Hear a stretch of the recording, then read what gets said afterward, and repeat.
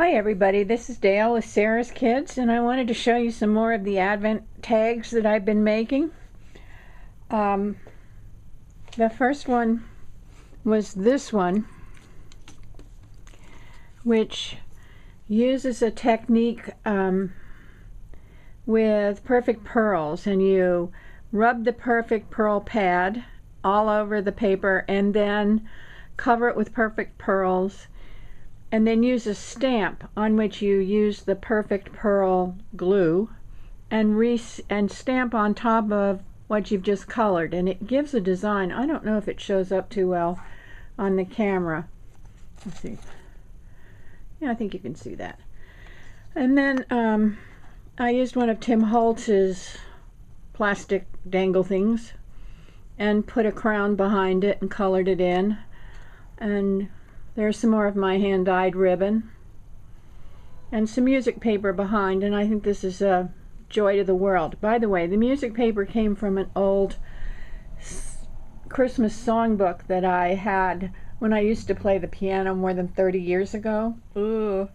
And anyway, the paper is all yellowed, and it makes perfect copy for backgrounds for whatever you want to use it for. Number 2 is one of my favorites. Uh-oh, here's O. Henry. He's on the table. O. Henry, this is not a good idea. Get down, baby. Get down. Go on. Well, he's showing you his butt. Anyway, O. Henry, go. Just a minute. Let me get rid of it. Okay, I sent him out of the room, but I don't know. This one has a background where you stamp the open stamp from 7 Gypsies and then you paint in the design. And I had a good time doing this. My friend Barbara calls this too fussy to work with. She says I'm a fidgety stamper because I like to do all these little intricate things. But I love the way it came out. And the holly up here was something that Janet gave me. She's Nana JL54, and it was a silver plastic thing on a elastic cord. So I took the cord off, I cut the holly off and cut it off the little pieces, and then painted it with luminaires to make it gold so that it looks good, and matched the gold on the flourishes on the tag. And then I used one of Tim Holtz's grunge board letters, and I cut 2 of them out. I used where it punched out as a template and cut another one, and then I colored it with distressed ink with, let me see, fire brick and aged mahogany. And I like the way that came out. The original had a piece of print lead from an old printing set, and I don't have any of those, so I like this just as well. And then C is for Christmas. The is for Christmas, I used my computer and printed that up and cut it out with some nestabilities that I had.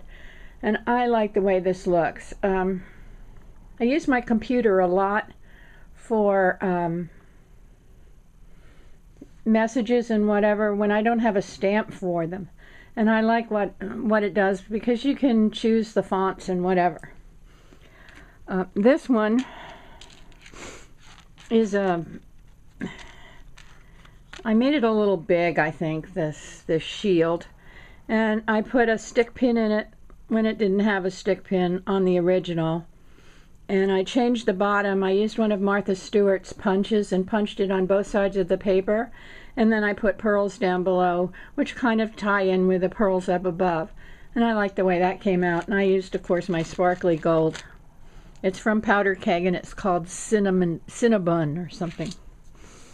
This one, I changed a lot too.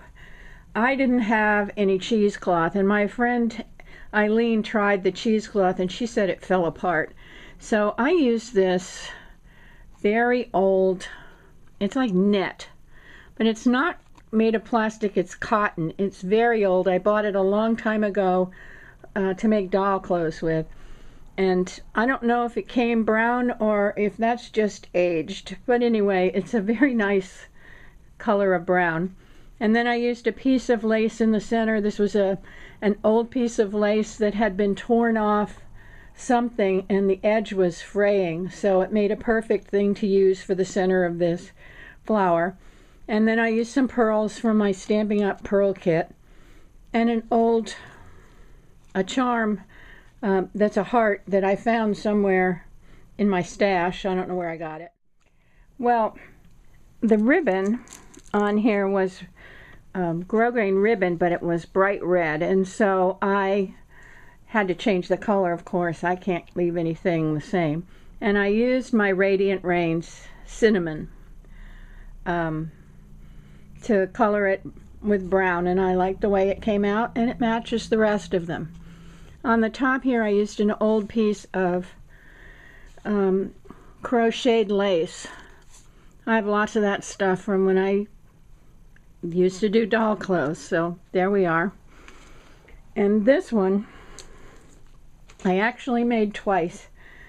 It uses tulle, and here on the original there was a excuse me, a watch face that was hanging down, and I don't have any watch faces, so I used this little frame, and in it I stamped an image of a tiny Santa, colored it, and then put it in there with glossy accents so that it looks like a glass piece over top of it, and dangled it off.